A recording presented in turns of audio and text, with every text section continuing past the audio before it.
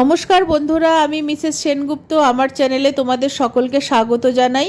আজ আমি থোড়ের নিরামিষ চাপড় ঘন্ট রান্না করব। থোড়ের ওপরের খোসাগুলো প্রথমে আমি ছাড়িয়ে ফেলে দিচ্ছি, তারপর থোড়টাকে কেটে নেব। থোড়ের ওপরের খোলাগুলো বাদ দিয়ে দেওয়ার পর থোড়টাকে মাঝখান থেকে দুটুকরো করে কেটে নিয়েছি।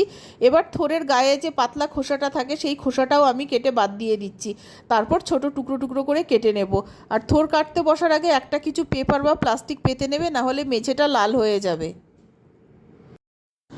থোড়ের ওপরের পাতলা খোসাটা আমি কেটে বাদ দিয়ে দিয়েছি। এবার আমি থোড়টাকে পাতলা করে গোল গোল করে কেটে নেব। থোড়ের মধ্যে একটা সুতোর মতো আঁশ থাকে, সেই আঁশগুলোকে আমি আঙুলে জড়িয়ে নেব। এইভাবে গোল গোল করে কাটতে থাকবো আর আঁশটাকে আঙুলে জড়িয়ে নিতে থাকবো। পরে আঙুল থেকে আঁশটা খুলে ফেলে দেব, দিয়ে আর থোড়টাকে আমি আমার নিজের পছন্দ মতো কেটে নেব। এবার আমি থোড়ের যেহেতু নিরামিষ চাপড় ঘন্ট রান্না করছি, তাই থোড়টাকে খুব মিহি করে কুচিয়ে কেটে নেব। প্রথমে গোল করে কাটা থোড় গুলো একসঙ্গে নিয়ে মাঝখান থেকে দুভাগ করে নেব, তারপর মিহি করে কুচিয়ে নেব। এরকমভাবে কাটলে মিহি করে কোচাতে সুবিধা হবে। থোড়গুলো কেটে নেওয়ার পর আমি হলুদ গোলা জলে ডুবিয়ে দেব।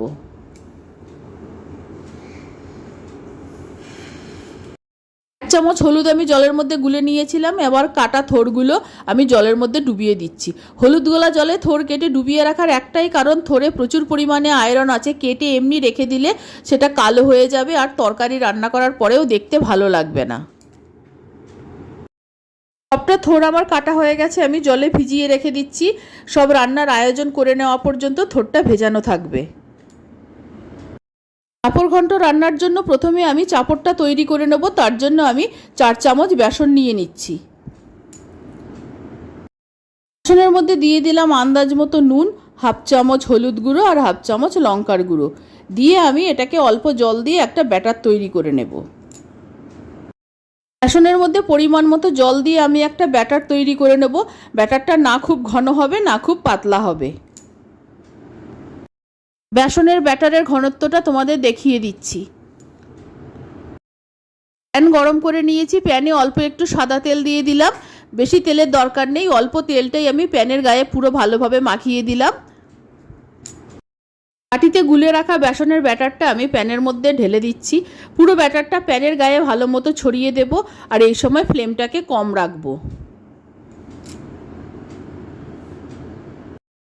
পাঁপড়টার একটা দিক তৈরি হতে হতে আমি মশলা তৈরি করে নিচ্ছি। আমি হাফ চামচ লাল লঙ্কার গুঁড়ো নিয়েছি, 1 চামচ জিরের গুঁড়ো নিয়েছি, 1 চামচ ধনে গুঁড়ো নিয়েছি, হাফ চামচের একটু বেশি হলুদ গুঁড়ো নিয়েছি।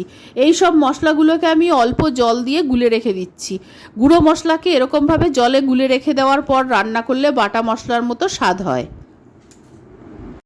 একটা বড় সাইজের টমেটো বেটে নিয়েছি। চাপড়ের একটা দিক তৈরি হয়ে গেছে, আমি এটাকে খুন্তির সাহায্যে খুব সাবধানে উল্টে দিচ্ছি যাতে মাঝখান থেকে ভেঙে না যায়। চাপড়টাকে উল্টে দেওয়ার পর আরেকটা দিক ভাজা হয়ে যাওয়া পর্যন্ত আমি অপেক্ষা করব। ফ্লেমটাকে কমিয়ে দিলাম। চাপড়টার ওই দিকটাও ভাজা হয়ে গেছে, আমি উল্টে দিচ্ছি। দুপিটি একটু লাল করে ভেজে নিতে হবে। চাপড়টা তৈরি হয়ে গেছে, এপিট ওপিট দুপিটি লাল করে ভেজে নিয়েছি। এবার চাপড়টাকে আমি ঠান্ডা হতে দিচ্ছি। এবার কড়াই বসিয়ে নিয়েছি। কড়াইটা গরম হয়ে যাওয়ার পর কড়াইতে অল্প একটু সর্ষের তেল দিয়ে দিলাম। খুব বেশি তেল এই রান্নায় লাগে না। তেল গরম হয়ে গেছে, ফোড়নে দিয়ে দিলাম 2টো শুকনো লঙ্কা, একটা তেজপাতা আর 1 চামচ জিরে। ফোড়নটা ভেজে নিচ্ছি। ফোড়নটা ভাজা হয়ে গেছে। 2টো বড় সাইজের আলু ছোট টুকরো করে কেটে ধুয়ে নিয়েছি। আলুগুলো ফোড়নের মধ্যে দিয়ে দিলাম। ফোড়ন আর আলু একসঙ্গে ভেজে নিচ্ছি। ভাজা হয়ে গেছে। এবার আমি হাফ চামচের একটু বেশি আদা বাটা দিয়ে দিলাম। আদার কাঁচা গন্ধটা চলে যাওয়া পর্যন্ত আমি আদাটা ভেজে নিচ্ছি। আদাটা ভাজা হয়ে গেছে। এবার বাটিতে গুলে রাখা মশলাটা দিয়ে দিলাম। তারপর বেটে রাখা টমেটোটা দিয়ে দিলাম। আর এই রান্নায় খুব বেশি মশলা দেওয়ার প্রয়োজন নেই, সব মশলা অল্প অল্প পরিমাণে দিলেই হবে। এবার আমি মশলাগুলোকে ভালো মতো কষিয়ে নিচ্ছি। মশলা কষানোর সময় দিয়ে দিলাম আন্দাজ মতো নুন। মশলার ওপরে তেল ভেসে ওঠা পর্যন্ত মশলাটাকে কষিয়ে নেব। মশলাটা ভালো মতো কষানো হয়ে গেছে, থোরটাও ধুয়ে জল ঝরিয়ে রেখেছিলাম। এবার জল ঝরানো থোরটা আমি মশলার মধ্যে দিয়ে দিলাম। আর থোরটা খুব কচি ছিল বলে আমি সেদ্ধ করিনি, যদি একটু শক্ত থাকতো তাহলে সিদ্ধ করে জল ঝরিয়ে তারপর দিতে হতো। থোরটা মশলার সঙ্গে কিছুক্ষণ কষিয়ে নিচ্ছি। ফ্লেমটা কমিয়ে থোরটা আমি কিছুক্ষণের জন্য ঢাকা দিয়ে দিয়েছি। এবার বেসনের চাপড়টা ঠান্ডা হয়ে গেছে, এটা আমি ছিঁড়ে টুকরো টুকরো করে নিচ্ছি। ছোট ছোট করে টুকরো করব। পুরো চাপড়টাই আমি ছোট টুকরো করে ছিঁড়ে নিয়েছি। ওটাকে আমি লো ফ্লেমে মিনিট 5 জন্য ঢাকা দিয়ে দিয়েছিলাম। এবার ঢাকনাটা তুলে নিলাম, খুন্তি দিয়ে ভালো মতো নেড়ে দিচ্ছি। আর খুন্তি দিয়ে নাড়াচাড়া করার সময় থোরটাকে আমি খানিকটা ঘাটা ঘাটা করে দিচ্ছি, এতে থোরটার স্বাদটা অনেকটা ভালো হবে। আবার মিনিট 5 জন্য আমি ঢাকা দিয়ে দিলাম লো ফ্লেমে। মিনিট 5 ঢেকে রাখার পর আমি ঢাকনাটা খুলে নিয়েছি। থোর আর আলু ভালো মতো সিদ্ধও হয়ে গেছে, মশলাটাও ভালো মতো কষে গেছে। খুন্তি দিয়ে আমি আরও কিছুক্ষণ এটাকে নাড়াচাড়া করে ঘাটা ঘাটা করে দিলাম। অল্প জল দিয়ে দিলাম, খুব বেশি জল এতে লাগবে না। জলটা দেওয়ার পর আমি মিনিট 2 হাই ফ্লেমে ফুটিয়ে নিচ্ছি।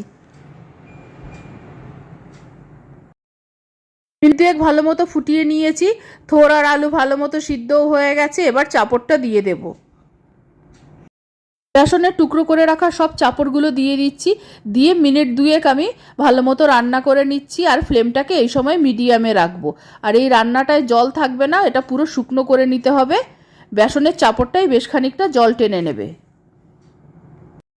রান্নাটা প্রায় হয়ে গেছে, এখন আমি গরম মশলার গুঁড়ো ছড়িয়ে দিলাম কিছুটা। অল্প সামান্য একটু ঘি দিয়ে দিলাম। স্বাদটা ব্যালেন্স করার জন্য অল্প চিনি দিয়ে দিলাম।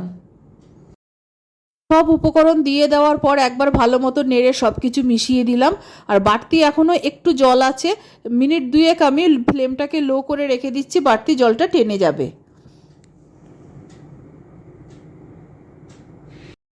বাড়তি জলটা শুকনো হয়ে গেছে, আমার নিরামিষ থোরের চাপড় ঘন্ট তৈরি হয়ে গেছে। এবার আমি নামিয়ে নেব। তৈরি হয়ে গেছে থোরের নিরামিষ চাপড় ঘন্ট। এই থোরের এই রেসিপি ভাত, রুটি, পরোটার সঙ্গে খেতে খুবই ভালো লাগবে। আর আমার রেসিপি ভালো লাগলে অবশ্যই আমার চ্যানেলটিকে সাবস্ক্রাইব করার, লাইক করার, শেয়ার করার অনুরোধ রইল। আর আমার নতুন পুরনো সকল বন্ধুদের আন্তরিক ধন্যবাদ, ভালোবাসা জানিয়ে আমার ভিডিও শেষ করছি।